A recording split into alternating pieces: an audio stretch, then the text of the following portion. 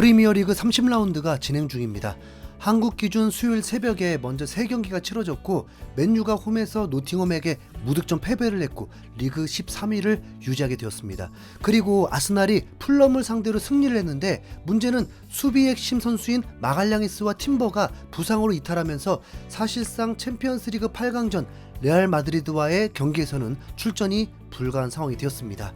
그리고 이제 한국 기준 목요일 새벽에 6경기가 있었는데 맨시티, 리버풀, 뉴캐슬, 아스톤빌라 다 승리하면서 큰 이변은 없었습니다. 지금은 어느 팀이라도 좀 잘 되는 골을 못 보게 되는 속 좁은 흰수염고래입니다. 양해 부탁드리겠습니다. 그나마 토트넘과 조금은 연관이 있는 본머스가 홈에서 강등 위기인 입스위치를 상대했는데 패배해버리고 말았습니다. 본머스는 얼마 전까지만 해도 이러다가 진짜 유럽 대항전 아니 챔피언스 리그도 가능할 수 있겠다라고 난리도 아니었는데 점점 거리가 멀어지고 있습니다.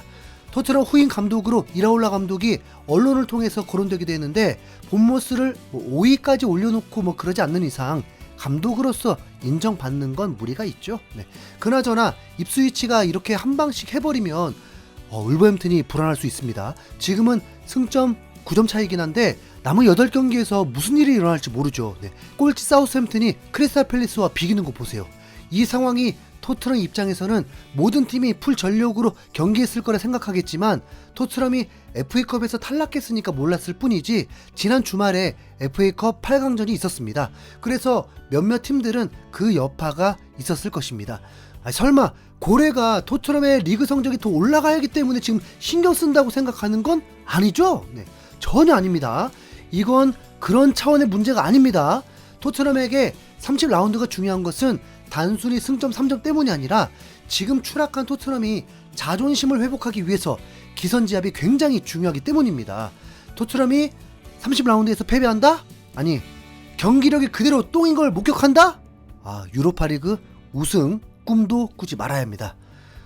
진짜 잠시 흥분을 가라앉히고 토트넘은 오는 금요일 새벽 4시에 첼시와 원정 경기를 치를 예정입니다. 토트넘 구단은 이번 첼시전을 앞두고 공식 SNS에 한 영상을 올렸는데요. 이 영상의 주인공은 바로 캡틴 손흥민으로 첼시전에서 나온 손흥민의 이 골 장면은 정말 미쳤다라면서 2018년 11월 25일에 있었던 프리미어리그 경기의 한 장면을 공유한 겁니다. 당시 손흥민은 후반 12분에 알리의 패스를 받아서 50m, 60m 단독 드리블로 골대 앞까지 전진하면서 정확한 왼발 슈팅으로 골을 넣었습니다.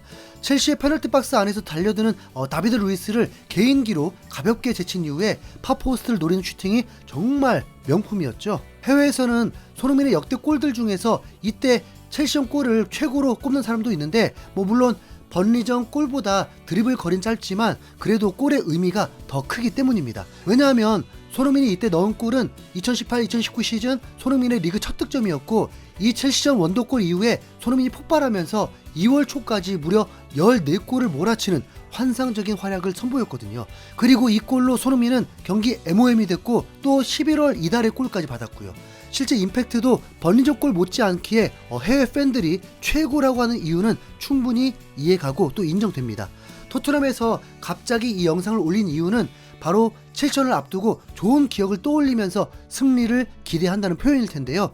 솔직히 토트넘은 엔지 감독 부임 이후에 첼시를 이겨본 적이 한 번도 없습니다. 아니 오히려 첼시가 토트넘의 저승사자로 완전히 천적이 되어버린 상황이죠. 엔지 감독의 첫 시즌을 떠올려보면 처음에 10경기 연속 무패하면서 우승 얘기도 나왔던 거 기억하시잖아요. 거의 리그 최강 포스로 맨유 이기고 아스날 원정에서 2대2로 비기고 리버풀을 상대로 승리를 거두면서 상상 이상의 강력함을 뽐냈습니다. 그런데 11라운드 첼시전에서 사고가 터지면서 그때부터 토트넘의 하락세가 시작됐습니다. 6분 만에 선제골을 넣고 분위기가 좋았는데 로메로가 갑자기 33분에 퇴장을 당하더니 바은더벤이 부상으로 교체당하고 그것도 모자라서 우도이까지 경고 누적으로 9대11로 싸우다가 1대4 대패를 당했죠.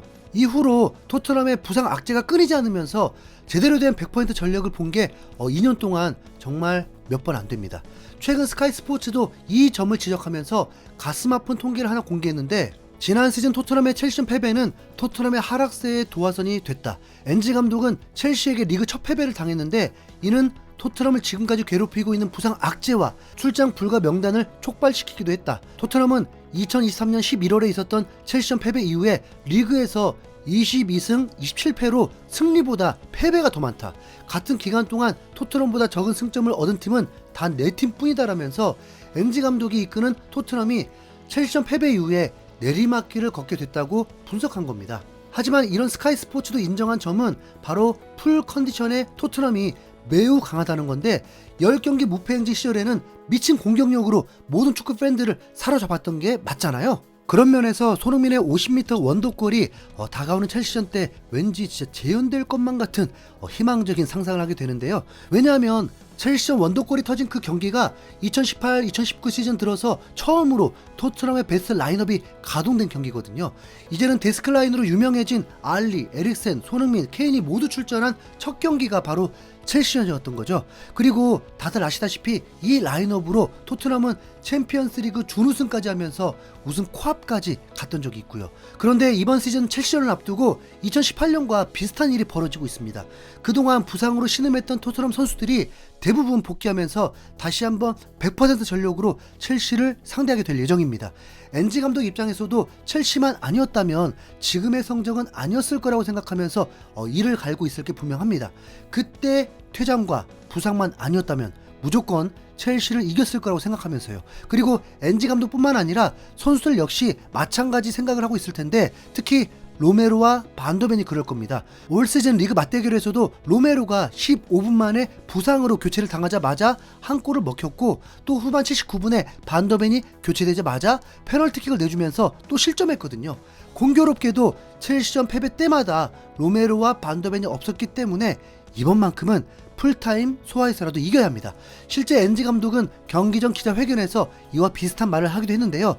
내가 굳이 부상당했던 선수들에게 분발해야 한다고 말할 필요가 없었다. 이미 그들은 마음속으로 느끼고 있었다. 부상을 당했던 선수들은 자신들이 팀을 도울 수 없다는 생각에 좌절했다.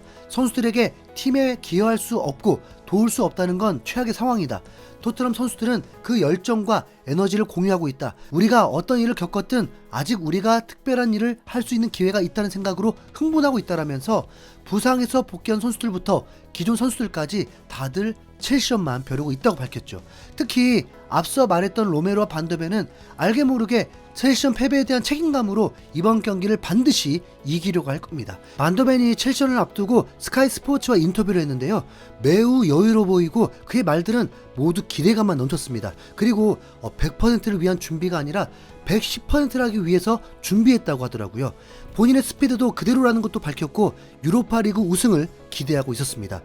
좋은 건지 나쁜 건지 모르겠지만 로메로와 반더벤과 교체할 만한 후보 센터백이 딱히 없는 상황이라서 이제 반더벤은 풀타임 확률이 높습니다. 드라구시는 시즌 아웃이고 단수도 복귀하려면 1, 2주는 필요하다고 하니까요. 네.